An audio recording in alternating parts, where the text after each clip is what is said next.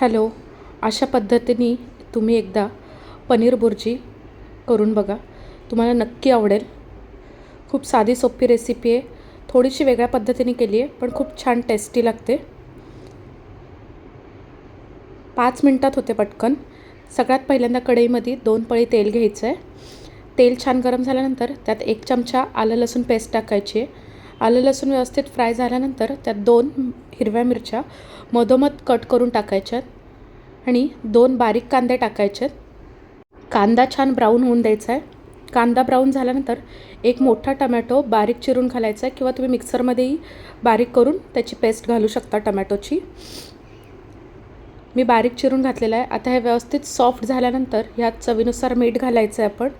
आणि आता सिक्रेट मसाले म्हणजे काय काय घालायचे तर ह्यात 1 चमचा आपण पावभाजी मसाला टाकायचा आहे आणि 1 चमचा किचन किंग मसाला टाकायचा आहे. अर्धा चमचा हळद, 1 चमचा धने जिरे पूड आणि 1 चमचा लाल तिखट म्हणजे काश्मीरी मिरची पावडर टाकायची. बस एवढेच मसाले टाकायचे आणि मसाले जळू नये म्हणून ह्यात अर्धा पेला पाणी घालायचं आहे आणि तेल सुटेपर्यंत आपल्याला हा मसाला व्यवस्थित फ्राय करून घ्यायचा आहे.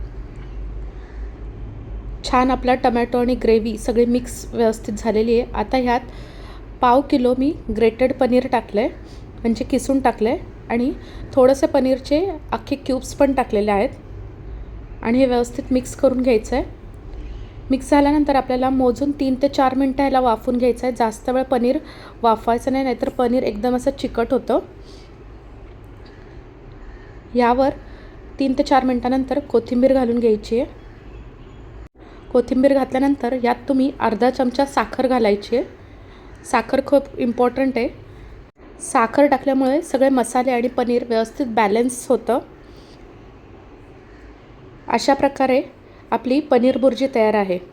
नक्की एकदा ट्राय करा आणि कमेंटमध्ये सांगायला विसरू नका. अशा छान छान आणि साध्या सोप्या आणि पारंपरिक रेसिपीसाठी please like, share, subscribe. Thank you so much for your support.